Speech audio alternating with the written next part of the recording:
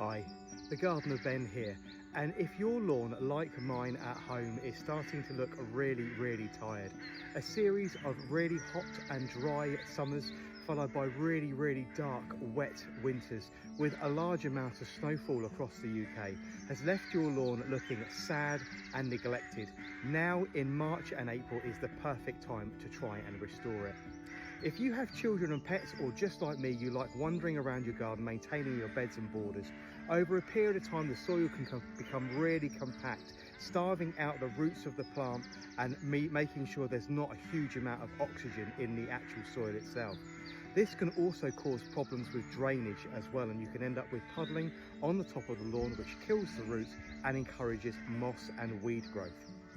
Firstly, if you have a small lawn, something on a normal domestic sized garden, you're going to be wanting one of these. This is a standard garden fork, and all you need to do is simply go over the lawn, insert the tines into the soil by around 3 or 4 inches, give it a little wiggle and pull it up. Repeat this process around every 6 inches all over your lawn. Just insert the tines, give it a little wiggle, pull it out and move on to the next space. Work your way up and down your lawn. That is normally enough just to lift the surface of the soil slightly, create a small channel which allows air into the soil and improves the structure no end. If, like here, you have a large lawn and a fairly substantial area, you're going to need yourself one of these. This is a hollow tine machine, and basically has a series of tines with hollow cores which punch down into the soil on a rotating blade, which take out little tiny core plugs of soil.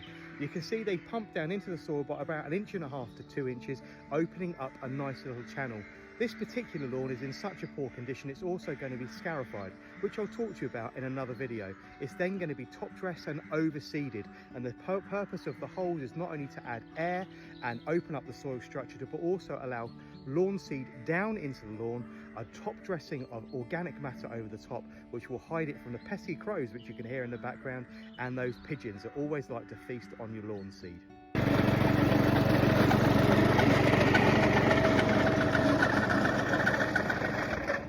You can see that I've been over this area now with a hollow tiner, and these are the plugs that the tines have lifted out.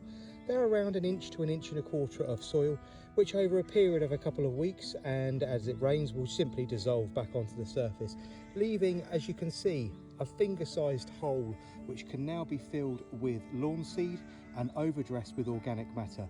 I've done the entire lawn here so far, obviously got this bit over here to do, but that's the basic principle, allowing lots and lots of oxygen, allowing for better drainage, and of course if you're planning to overseed like I am, somewhere safe and sound for the lawn seed to go that won't get eaten by the crows and the pigeons.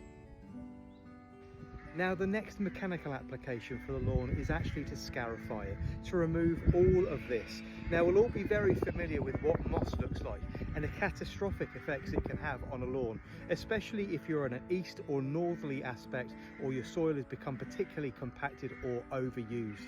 But thatch is actually the build-up of creeping rhizomes and dead grass stems which lay along the top of the soil surface. It can be avoided by making sure that you regularly cut your lawn, and you also cut it at 90-degree angles at different times. So don't always mow your lawn in exactly the same pattern every single time you mow, even if it's a physical way of going up downward stripes and down upward stripes. That motion alone with a decent lawnmower will be enough to lift the stems from the floor and actually sever them.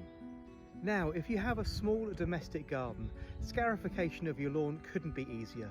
All you need to do is take a wire lawn rake, not a plastic lawn rake, and simply rake the entire lawn. The tines of the actual rake itself will drag over the top of the soil, removing an awful lot of the loose matter that's built up between the plants of grass.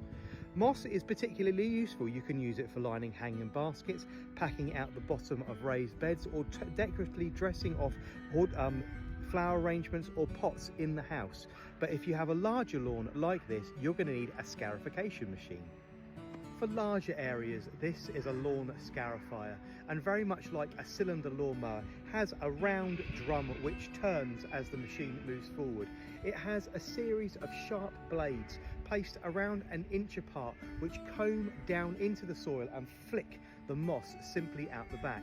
If you're using one of these, whether it be electric or a hired petrol version like this, you must be careful that you adjust the machine properly. If you attack your lawn too deeply, you'll simply rip it apart.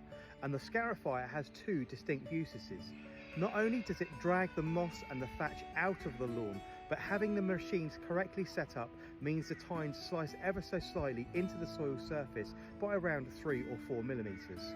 The tines slicing 3 or 4 millimeters down into the surface of the soil have a huge benefit to your lawn. As I say, not only does it drag out the moss and the thatch, but it'll also slice down into the soil surface. Grass is a creeping plant made up of creeping rhizomes, which creep along either the surface or just underneath the surface of the soil. By placing the tines correctly at around 3 or 4 millimeters, these will slice through those rhizomes, causing each of those to form a node, which in turn will grow another plant, giving you a much fuller, thicker lawn. A much fuller, thicker lawn gives the weeds and the moss less chance of getting established. There's a huge amount of moss and thatch build-up in this lawn, so just like I suggested with your lawn mowing, I'm actually going to cut this lawn with the Scarifier twice. I'm going to go at 90-degree angles one way, backwards and forwards. I'm then going with a leaf blower, blow up the huge piles of moss, rake them up and pop them into bags and take them away. I'm then going to completely re-scarify the lawn at 90 degrees in a cross-hatching action to make sure that I drag out as much moss and cut through as many of those creeping rhizomes as possible. This is one of the best things that you can do for your lawn, rather than just keep on piling ferrous sulfate or lawn weed and feed on top of it. The benefits of scarifying and, like in the last video, holotining your lawn will have really, really good effects of it. So if you want to make sure that your lawn is really, really well established and ready for the hot summer ahead, these are the two procedures that you need to do.